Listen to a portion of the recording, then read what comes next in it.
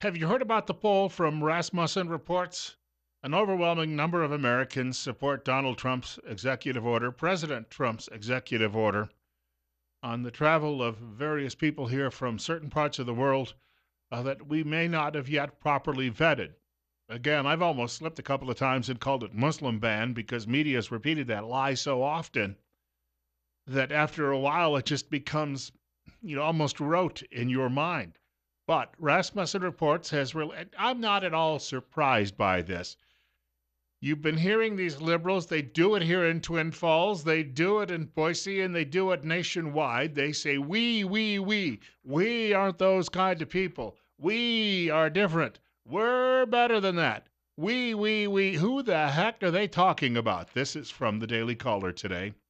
In a Rasmussen Reports poll released Monday, 57% of likely American voters came out in favor of Trump's temporary ban on refugees from terror havens in the Middle East and North Africa. Almost the same exact number, 56%, agreed with prohibiting regular residents of those countries from visiting the United States. Now, you're thinking, well, it's still not like an 80%, but the margin between approve and disapprove is huge. Only 33% opposed the ban on refugees and just 32% opposed the ban on visitors. By the way, 53% of Democrats do not approve of the order. Well, that's of course a real shock, right? But still, that's only a little more than half. I don't have any other numbers here, but I'm telling you right now that this shows you that the American people are behind this decision.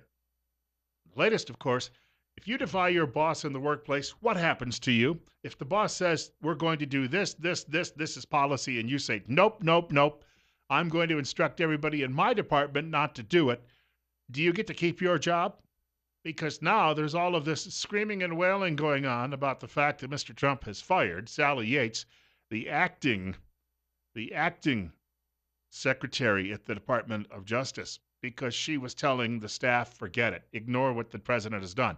Even though a 1952 law that is still in effect allows the president great leeway to do exactly what he's done. And she was telling people, nope. Well, you've got a majority of Republicans over in the U.S. Senate. Quit kidding around and confirm Jeff Sessions as the next Attorney General of the United States. I called her a secretary for a moment there, but she's the acting attorney general. She has been sacked. Actually, when I saw the story yesterday, some of those people who follow my Facebook page will know exactly what I'm talking about. As soon as I saw the story, I put a link up on Facebook and I wrote, "You're fired." And within a few hours, she was. You could see it coming. But oh my gosh, you would think that she was the reincarnation of St. Thomas More standing up to King Henry VIII. This is Chucky Schumer. He rushed down to the floor of the Senate so that he could offer his thoughts on this, and it sounds like we're living in the days of Richard Nixon again, when Nixon was firing special Watergate prosecutors. Of course, we had a Monday night massacre. Sally Yates, a person of great integrity who follows the law, was fired by the president. She was fired because she would not pursue the executive order on the belief that it was illegal, perhaps unconstitutional. It was a profile in courage. It was a brave act and a right act. And the president and his people who were in the White House learned something from this. First, that we are a nation that's a rule of law. And you just can't sit down, Twitter something out, and then think, okay, let's enact it. This is a complicated country. Now, Mr. Schumer realizes that most of your liberal voters who are getting free stuff from the government and they're sitting at home and, watching reality TV themselves, they don't have the brains to pour pee from a boot. So when he said she was following the law, I just told you, there is a 1952 statute that gives the president great leeway in making these decisions, as have many of the predecessors of President Trump. So therefore, she was not upholding the law. She was trying to throw a monkey wrench into the law. And therefore, she was dismissed from her job. Alan Dershowitz, the Harvard law professor, he's a regular talking head on all of the cable outfits across the universe, making an appearance last night on the Clinton News Network. And he's not a huge fan of Donald Trump. He may not even be a huge fan of the executive order, which just invokes that 1952 law. But he's got a disagreement with both Sally Yates and Chuck Schumer. Well, Sally Yates is a terrific public servant, but I think she's made a serious mistake here. This is holdover heroism. It's so easy to be a heroine when you're not appointed by this president and when you're on the other side. She made a serious mistake. I think what she should have done is done a nuanced analysis of what parts of the order are constitutional, what parts are in violation of the statute, what parts are perfectly lawful. There's an enormous distinction between green card holders on the one hand, people who are in the country and have to be thrown out on the second hand, and people who are simply applying to get visas. There is also a distinction between what's constitutional, what's statutorily prohibited, what's bad policy, this is very bad policy, but what's lawful. And I think by lumping all of them together, she has made a political decision rather than a legal one. I have this from the Associated Press, the AP Newswire today. Civic leaders in Idaho's two largest refugee communities voiced concern about President Donald Trump's executive order temporarily banning travelers from 7 countries, even as some legislators are expressing cautious support. Jay Reeves with the Idaho Office for Refugees said many feel as if they are being singled out for discriminatory treatment, and they're fearful about the future.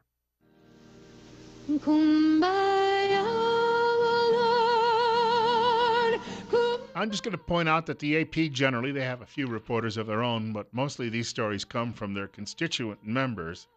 That would be the state's newspapers, television stations, and radio stations. And when you read something like this, what they've all done, mainstream media has rushed out there so they can get all of the crying and the tears and all of the people marching around the airport and screaming Allah Akbar and Kumbaya and how dare they, and we aren't those kind of people. It's the only angle, though, that's being covered by mainstream media, both here locally and on the national level. You would think that they might actually go out to San Bernardino and say, hey, you know, that guy shot up your husband's Christmas party and took your husband's life and left you with 4 children to raise on your own. How do you feel about Mr. Trump's decision? They're not doing that because they're trying to sell you on the we aren't like that narrative. Steve Bannon said it during an interview with the New York Times. He said that the mainstream media in this country is the opposition party when it comes to the Trump White House. And he is so spot on with that. In fact, Pat Buchanan, writing in his column today, absolute agreement with it. Buchanan's title is The First Firestorm. He said all 5 stories on page 1 of Monday's Washington Post were about the abomination. That's what the media is calling it. The New York Times editorial, quote, trashing American ideals and security, unquote, called it bigoted, cowardly, xenophobic, Islamophobic, un-American, unrighteous. Steve Bannon's observation, he said, was spot on. A third lesson, he says, Mr. Trump, and I'm jumping down here, there's a couple of others Buchanan lists, but he says a third lesson the president should learn is that the establishment he routed and the city he humiliated are out to break him as they broke LBJ on Vietnam, Nixon on Watergate, and almost broke Reagan on the Iran-Contra affair. He goes on to say Trump is vulnerable because his agenda would cancel out that of the elites.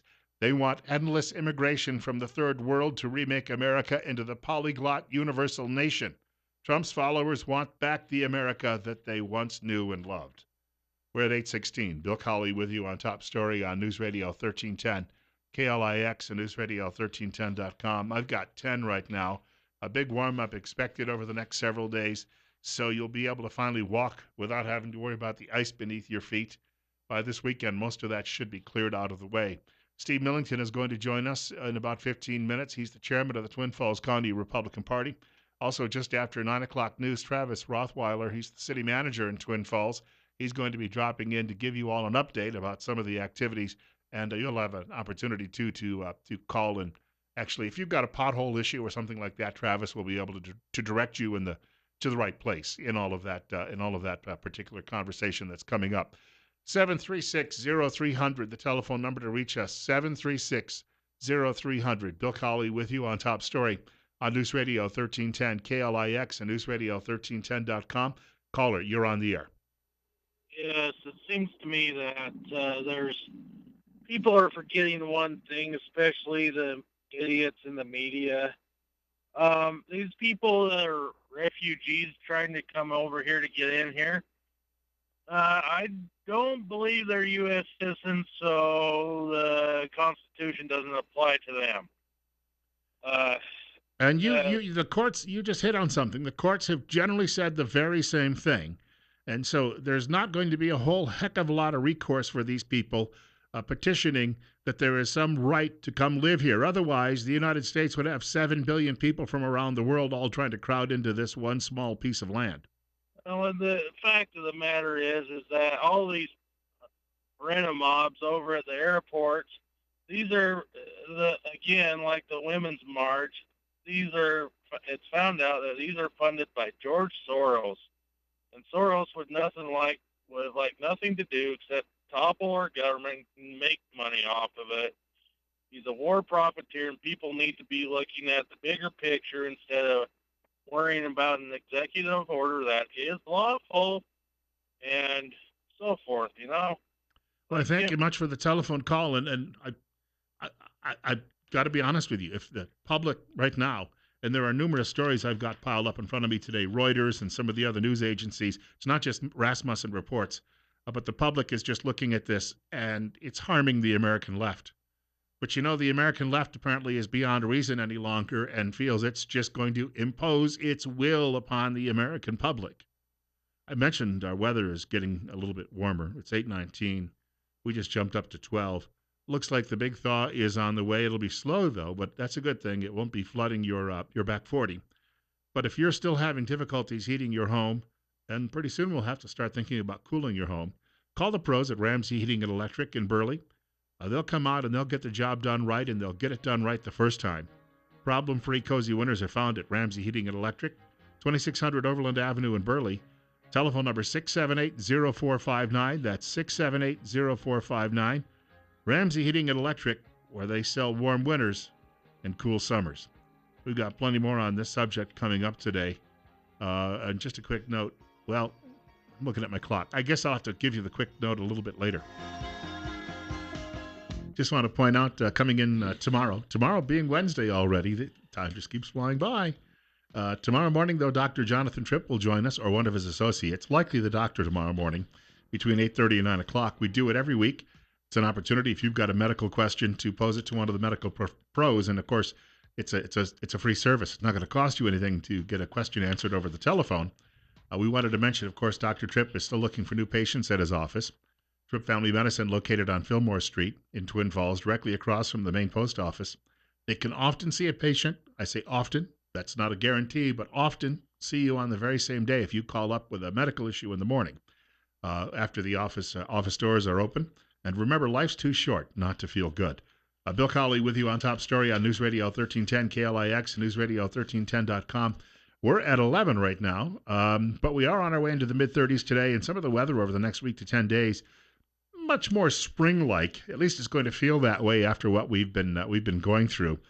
Just a little clip here. David Ignatius is a longtime newspaper columnist for the Washington Post. His specialty is writing about international issues, and with a great focus on the Middle East. He was appearing on the Morning Joe program over at MSDNC, and they were asking him about the reaction on Trump's executive order from these Muslim countries in the Middle East. And they were a little disappointed with what Ignatius had to say, because he says they don't care about that. They have bigger fish to fry. Crucial thing for the Saudis, for King Salman, is being tough with Iran. And the Saudis see the Syria war as an Iranian proxy war to take over a Sunni country. So they see in Donald Trump somebody who's prepared to stand up to Iran and, is prepared to do safe zones, which Hillary Clinton talked about, but President Obama never wanted to do. So, that anti-Iranian theme resonates with the Gulf much more than this question of whether he's anti-Muslim. Didn't President Putin push hard against Trump doing safe zones, and the Russians don't want him to do safe zones? The fact that he's still willing to talk about it, I think, means that this is going to be more a negotiation with Putin, less a kind of capitulation. Vladimir, I love you. But you can't say that. You're on Morning Joe. You're going to have to turn in your liberal card. I just was listening to that, and I was thinking about some comments Louis Gohmert made this morning on Fox and Friends, and love Congressman Gohmert. He was saying that yeah, there may be some bad dudes in Saudi Arabia, but the Saudi government actually turns over all sorts of intelligence to us on who these radicals are and who we should be on the lookout for. And the Russians have done that in the past. Remember, Putin tried to warn us about the Tsarnaev brothers, and no one wanted to pay attention to what Putin had to say in the Obama White House.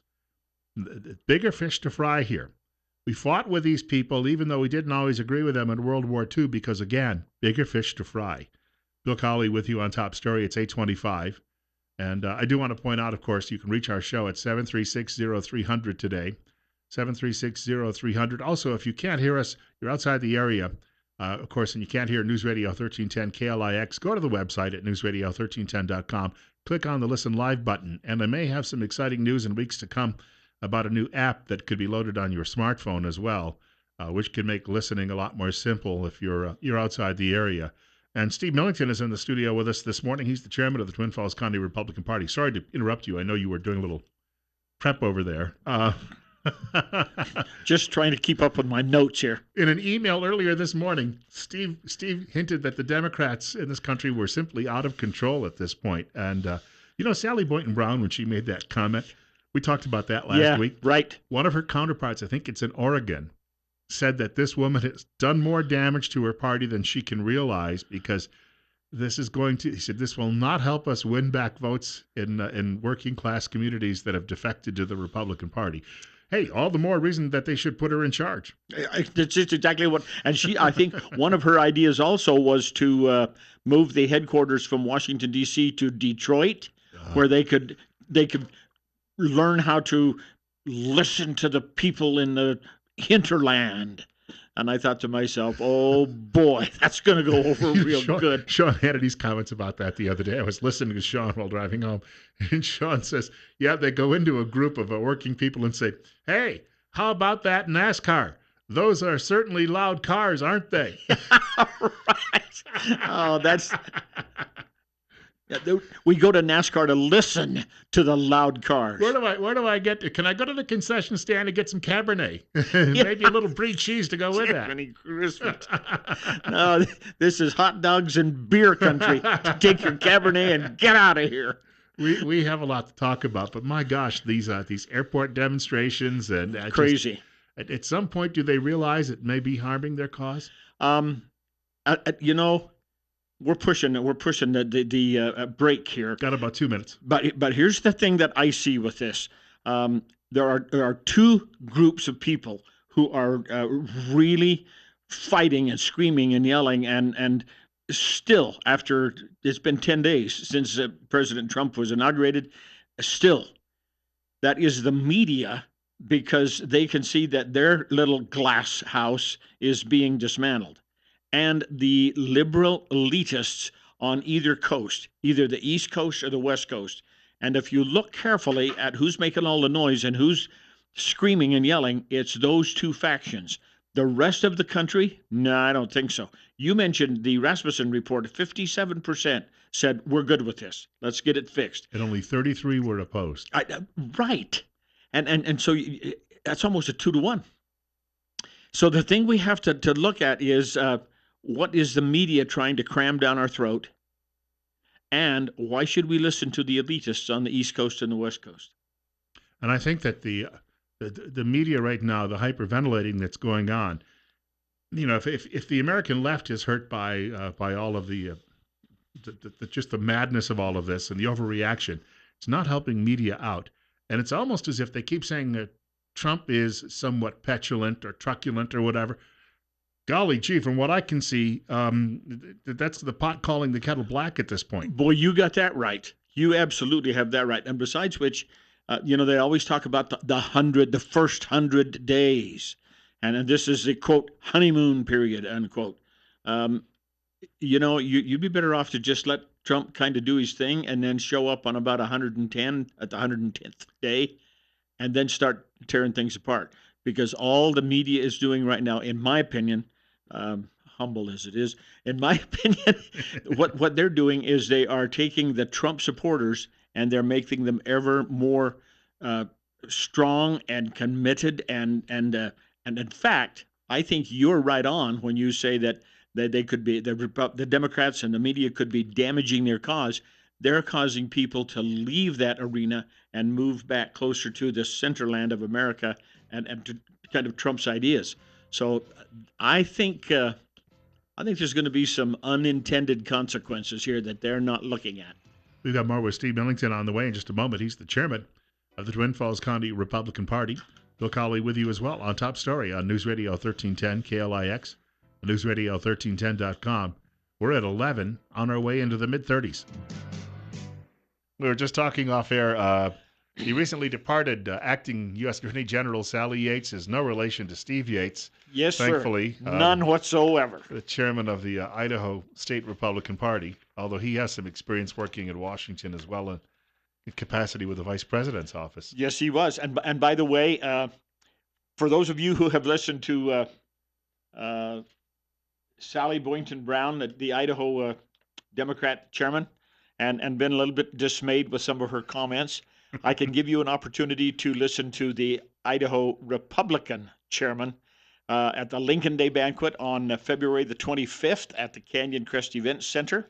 Mr. Steve Yates, chairman of the Idaho Republican Party, will be our guest speaker.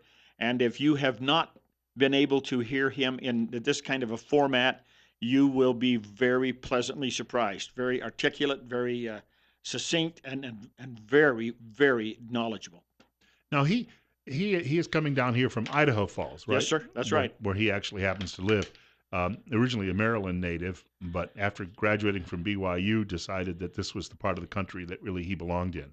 He when he got done with BYU, he went back to Maryland and was involved in National Defense Agency and ended up being the National Security Advisor for Vice President Cheney. And he will sometimes make comments of the fact that there he is sitting in the Oval Office with President Bush and the Secretary of Condoleezza Rice and he mentioned two other names that I forget, and Steve Yates. And he said, wow, what am I doing in this room with these guys? But he has a very pleasant yet forceful approach to Republican idealisms and Republican values as they apply and how we can take advantage of those in this state. So this is about like the last Saturday of the month, I guess, right? I think it is. I don't have my calendar with me. It's the 20. I think it's the 25th. Okay. And again, at Canyon Crest. Canyon Crest. Go to the website if they want more details. Go to the website. Contact me. Tickets are available. We would like to know in advance so we can kind of plan for the meal. But you still have an upcoming meeting in advance. Yep, we do. We have a meeting on February 8th. I think that is a Wednesday night. A week from tomorrow. That's a week from tomorrow night at the Planning and Zoning Conference Room in the County West facility. And that starts at 7 o'clock, by the way. I'll drop by because that way you can all save time and take me to the woodshed as a group. Yeah, that's exactly. we will see to it that everybody is given an appropriate piece of timber to beat you up. We're at 8:36, and right now it's 14. Steve Millington is joining us this morning on Top Story with Bill Colley on KLIX. Listen, look at that. When I showed up here a few minutes ago, it was 11. And in less than 6 minutes on the air, we've got the temperature clear up to 14. We've been heating it up this morning. We've been talking a little bit about some of these things going on in Washington, but there was a story on the AP Wire today. I just want to mention this quickly. Idaho cities and counties would lose taxpayer money if they curtailed enforcing federal immigration laws and instead adopted sanctuary city policies under new legislation introduced in the Idaho State House. Doesn't mention in this little paragraph from AP who introduced it. But basically it's saying if we tried to do what San Francisco did, which I think is unlikely, although you never know, Sun Valley or Pocatello or Boise could try, I suppose. But this is saying, you know what, you guys are going to lose out if you decide to violate, and spurn federal law on this one. Well, fortunately for Idaho, that's not a big dollar amount. They sometimes get all twisted up in their underwear over a couple of $100,000. So we're not in the same pay scale as the San Franciscos and the Los Angeleses and the New Yorks and so forth. And so they throw out this what's it called, a red herring, to say, oh, you can't do that. Look how much money we're going to lose. Well, I'm sorry. Number one, it's not that much money, and number two, the principle is more important than the dollars on this thing. So let's keep our values in place, and let's not get carried away with some of this Eastern mentality, media mentality that would destroy some of the things we hold precious in Idaho. And I think a little bit of too is it's just a reminder. A proposal like this is a reminder to people to keep their heads on straight. And you, in an article that you wrote, an editorial in the newspaper, and I can't remember which week it was, but I think your last line was, "We have to be eternally vigilant." Is that Right. the word? Have I got the right word Right. there? Yeah, but we got to be vigilant all the time. We can't let these people get an inroad and get an advantage. We will regret it forever. And so it's one of those things where we just cannot take our foot off the pedal. We're going to have to take a short break, and I Really? apologize to potential callers, but if they're patient, it won't be too long. A couple of minutes. We'll take your telephone calls as well here on News Radio 1310 KLIX and newsradio1310.com. Steve Millington is our guest. He's the Twin Falls County Republican Party chairman.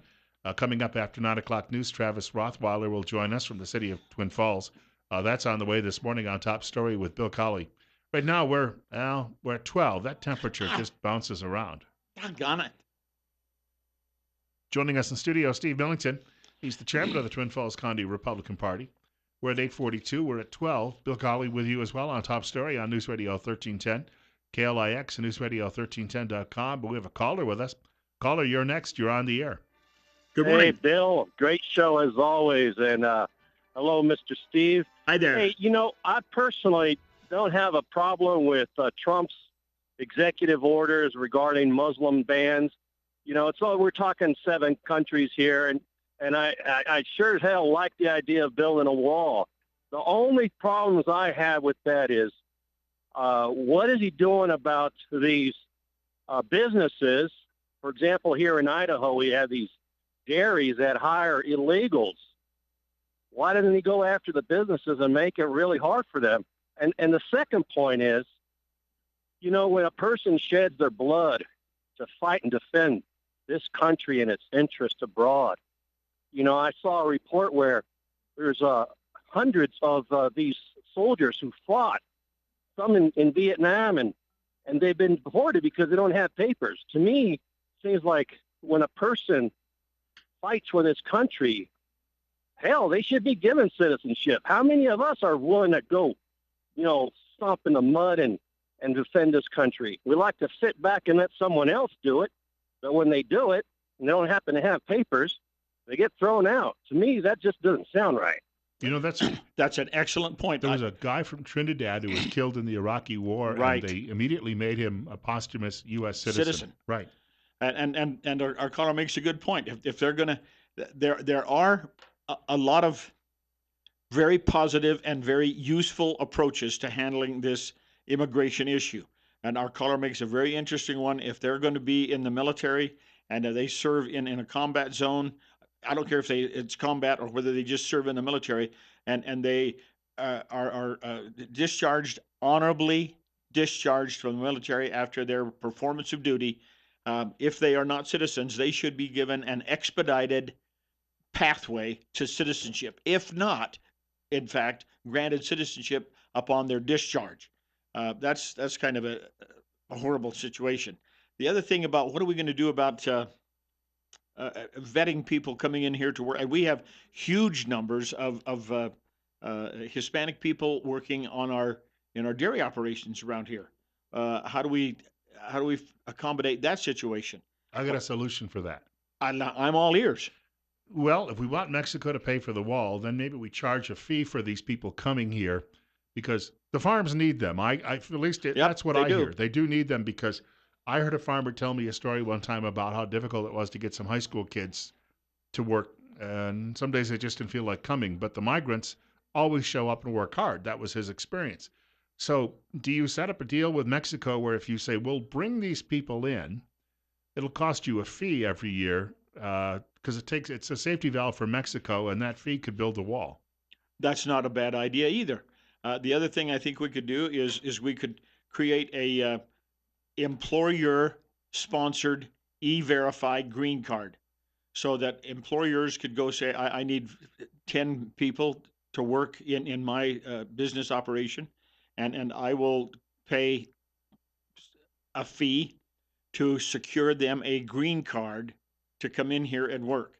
If they uh, don't fulfill their jobs or they quit, go somewhere else, then the green card is revoked or transferred to another employer, so that they can't just use the green card as a means of getting in here and then go do whatever they want.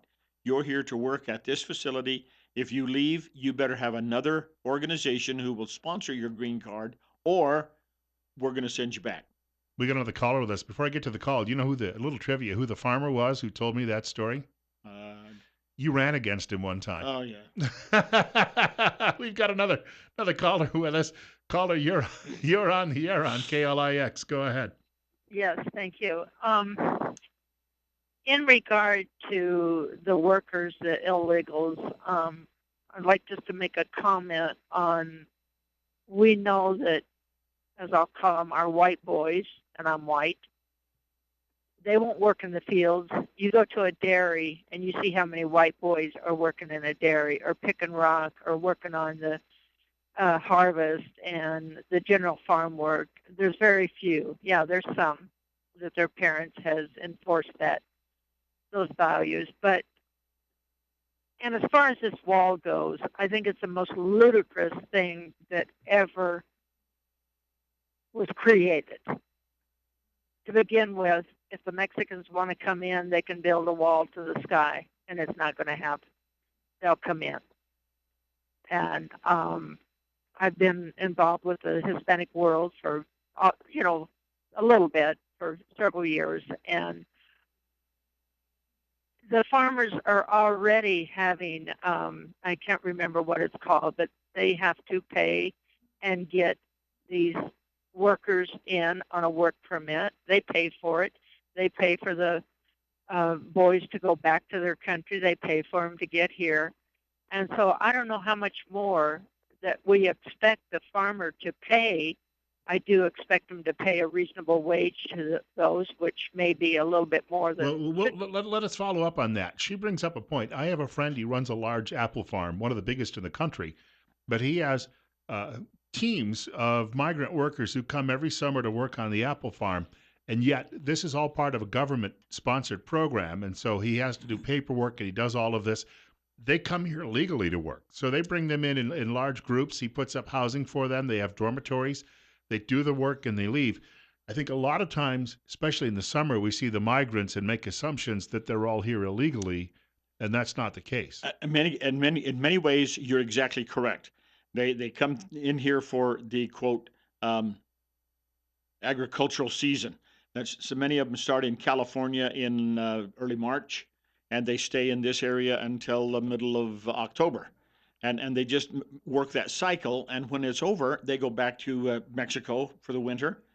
This winter, that would be a really good idea, but they go back to Mexico it's for a lot the winter, warmer there. and then they come back in here in the springtime again and work field work, and that happens. It's diminishing somewhat because the farmers are reaching the point where field mechanization equipment is replacing the human element of work resource in that. Well, Northwest regard. Nazarene University right here in Idaho has developed these field bots that will go through the fields, and they'll handle, and I want to thank her for the call, but they'll handle a lot of that work Now, that has traditionally been done, just by migrant labor or just local laborers. But yeah, and our caller's right. A lot of the locals, the white boys, will not go out and do the work in it's beneath their dignity, so to speak, to go out and or they have work all these distractions. Their buddies from school say, "Let's go swimming today," and I mean, I know let's go I was goof a kid off, too. let's go play, let's go do this, and you do what? Where do you work? You work at a dairy? What's wrong with you? Have you lost your mind? Well, no, it pays good money and it's pretty dependable work, and It's always there. yeah, and it's always it's always gonna be available. So the caller's correct. There is some avenues and some options that are going to have to be carefully discussed and explored, because as we close some of these doors in our area, we want to make sure that we don't. There's always the risk of I unintended consequences. disagree on the wall because we also have that technology available to detect people coming and going. They do it with Canada already as They well. do. But we could. So I think it's going to, at least if nothing else, it'll stop some of the drug mules coming across the border. I think building a wall and slowing down the drug traffic is a big point. However, we get a few more states in the United States legalizing all kinds of nefarious drug operations. We won't need Mexico. Yeah, we have a caller with us. Right now, it's 9 minutes away from 9 o'clock. We've got 12. Steve Millington in studio with us. He's the chairman of the Twin Falls County Republican Party. Bill Colley with you as well on News Radio 1310, KLIX, and newsradio1310.com. Caller, thank you for your patience. Good morning. Well, I work with fruit growers, and they have the green card program. The way it used to work is they'd come in for seasonal work, but when they were done, they had to furnish them housing and everything else. But as soon as they were done, they went back home.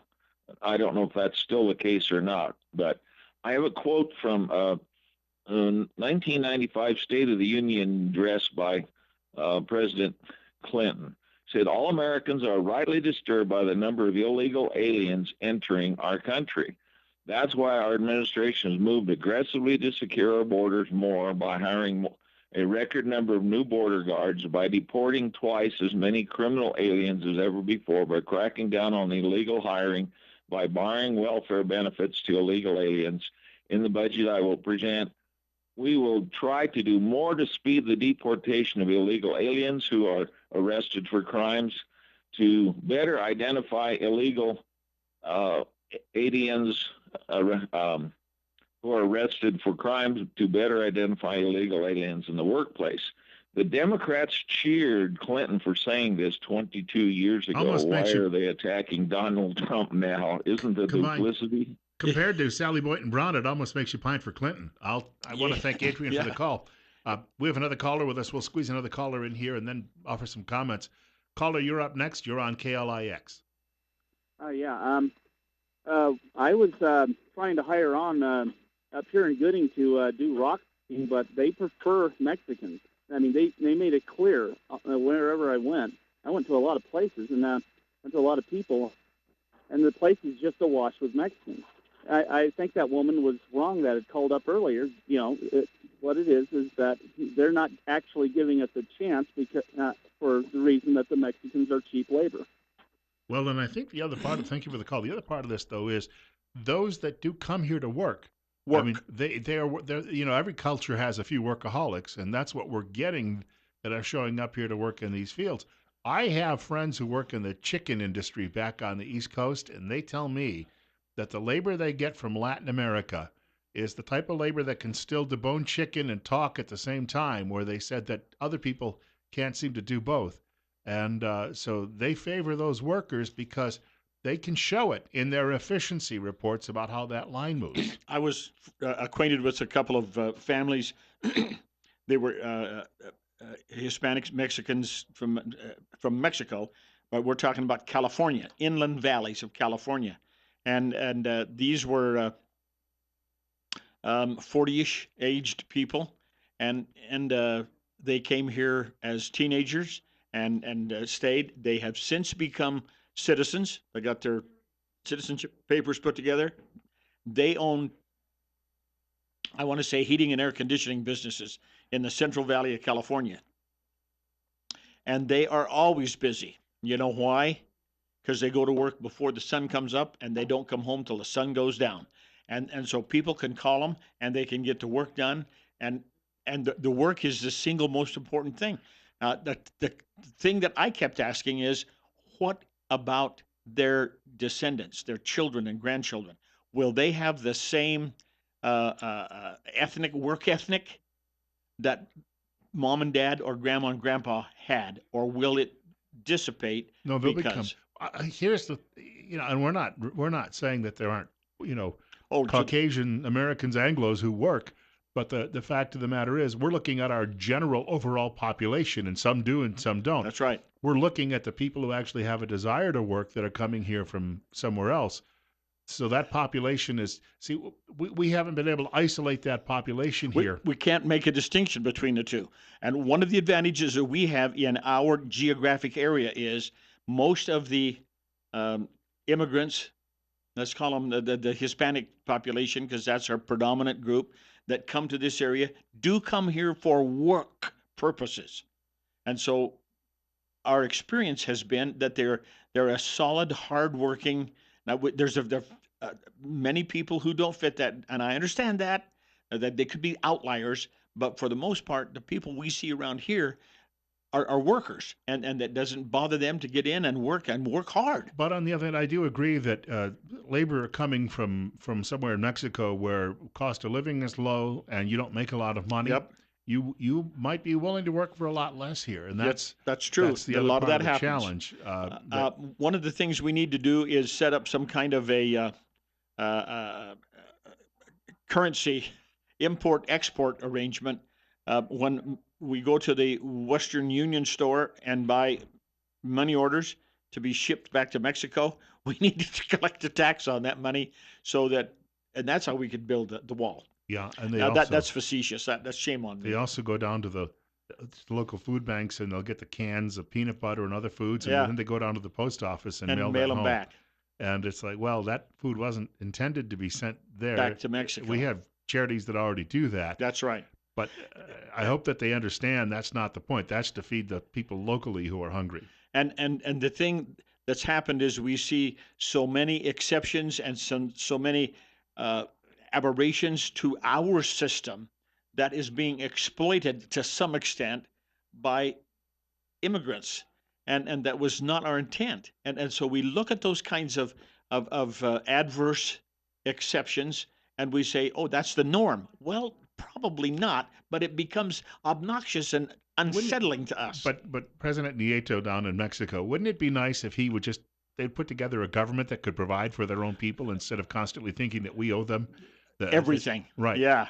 And one of I read several articles, commentaries when Nieto declined coming to visit Trump, and they said frankly that in the northern provinces of Mexico, which would be our southern border, the drug cartels are so strong and so entrenched that if he goes against them in any way, he could have a rebellion in Mexico because they are so entrenched and so powerful that he can't control them. And I thought to myself, I kind of feel sorry for him, but it's a monster of their own creation, and they'd better get it under control. We've got to take a short break. Steve Millington will be filling in for me next Monday because I'm going to stay up late and watch a football game. The last one of the year, so I had to make an exception. And that means that I will not be staying up late and watching the football game. It's not even going to be close, unfortunately. Yeah. We've got a short break. It's 14 right now. Travis Rothwilder going to join us next from the city of Twin Falls. That's on the way following 9 o'clock news. See everybody on Monday.